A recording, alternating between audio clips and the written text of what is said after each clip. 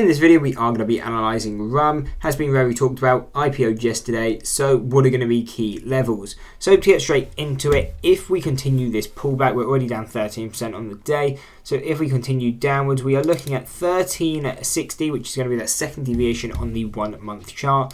Right below there at 1350, so really that's going to be a zone of support, would be our second deviation on the 20-day chart, and that is definitely something we'll be looking to pay attention to.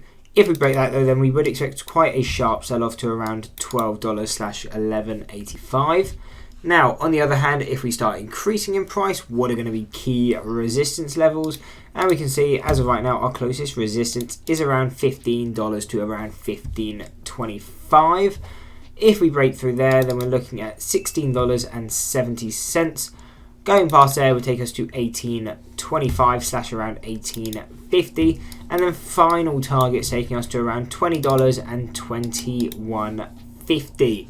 Now, obviously, some of these are very far off, but considering it's a recent IPO, it has a lot of attention on it. It could really hit either side of these levels. We could see a very sharp sell-off to around that $12, but we could also see some sort of a pump up to the $20. Neither would really be that much of a surprise, but these would be the levels that we are paying attention to. Anyway, I hope you enjoyed the video. If you did, why not drop a like and subscribe, and check out this analysis video here.